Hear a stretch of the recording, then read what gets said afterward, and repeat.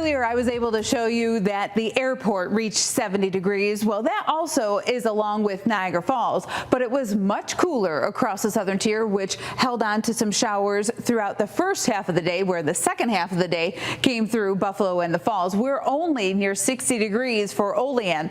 Earlier, also thunderstorm activity as that next round of showers and thunderstorms rolled in for the evening hours. And what we're going to be faced with for tonight, a few showers, some southern tier areas holding on to some sprinkles, and then we're also going to be pretty cool across the board as temperatures drop into the lower 50s. Our Wednesday forecast is going to be the best of the work week, with Niagara Falls being in the lower 70s, Jamestown in the upper 60s, and Wednesday across the board we'll have a mix of cloud cover into the afternoon. We'll start with more sunshine and temperatures that are just near the 70-degree mark, and any of those early lake showers have come to an end. Our afternoon will be pretty pleasant between Niagara Falls and Wilson and Lockport, just being near the 70-degree mark with plenty of sunshine. That's a different story for early in the morning, likely still holding on to a few sprinkles, especially for Orleans County. Then, as you take a look a little further inland between Akron and Attica and Batavia,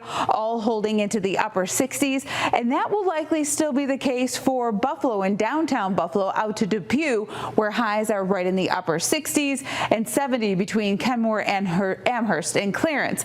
Then we get areas south of Buffalo, say south of 28. Things get a little bit cooler for our afternoon, with highs in the mid 60s between Springville and Arcade. Warsaw still holding on to the upper 60s, and across the southern tier, you guessed it, we're right in the mid 60s, but a pleasant day with more sunshine into the afternoon hours. Dunkirk and Westfield close to that 70-degree mark. Looking at this hourly forecast into the night, again holding on to some of those showers early into tomorrow morning. We may still have a few light areas of showers to contend with, especially north and also south of Buffalo.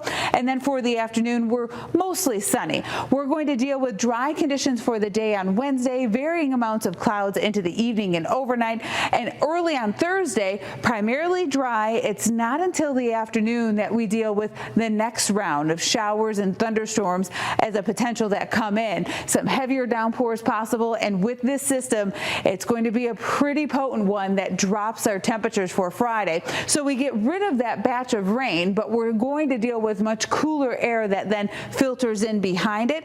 The coldest of the work week for sure, and leading into the holiday weekend. However, the weekend is looking pleasant.